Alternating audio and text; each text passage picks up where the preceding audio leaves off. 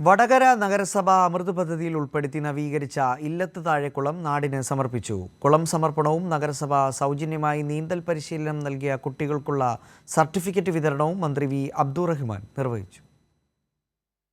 30 ലക്ഷം രൂപ ചെലവഴിച്ചാണ് നഗരസഭ കുളം നവീകരിച്ചത്. കുളം നവീകരണത്തിലൂടെ നഗരസഭയ്ക്ക് സ്വന്തമായി നീന്തൽ പരിശീലന കേന്ദ്രം കൂടിയാണ് യാഥാർത്ഥ്യമായത്. കഴിഞ്ഞ ഏതാനും വർഷങ്ങളിലായി കായിക മേഖലയിൽ പുത്തൻ ഉണർവാണ് സംസ്ഥാനത്ത് ഉണ്ടായിക്കൊണ്ടിരിക്കുന്നത് എന്ന് പരിപാടി ഉദ്ഘാടനം ചെയ്തുകൊണ്ട് മന്ത്രി വി അബ്ദുറഹ്മാൻ പറഞ്ഞു. നമ്മുടെ സംസ്ഥാനം ഒരു കായിക നയരേഖ തന്നെ പുറത്തിറക്കിയിട്ടുണ്ട്. ഇതാണ് ഇന്ന് രാജ്യത്ത് നടപ്പിലാക്കാൻ കേന്ദ്ര സർക്കാർ തയ്യാറായിട്ടുള്ളത്. വടകര നഗരസഭയുടെ കായിക വിദ്യാഭ്യാസ പദ്ധതിയായ ദിശ കേരളത്തിന് അഭിമാന മാതൃകയാണെന്നും അദ്ദേഹം പറഞ്ഞു. എല്ലാവർക്കും ആരോഗ്യം, എല്ലാവർക്കും കായികക്ഷമത എന്നതാണ് നമ്മൾ ഏറ്റവും പ്രധാനമായി മുന്നോട്ട് വെച്ചത്.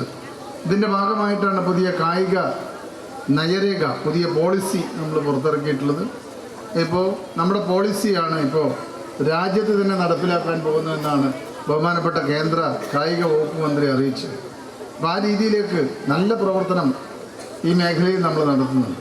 നഗരസഭയുടെ സമഗ്ര കായിക വിദ്യാഭ്യാസ പദ്ധതിയായ ദിശയിലെ ജില്ലാ സംസ്ഥാന മത്സരങ്ങളിൽ പങ്കെടുത്ത കായിക പ്രതിഭകൾക്കുള്ള അനുമോദനവും ചടങ്ങിൽ മന്ത്രി നിർവഹിച്ചു.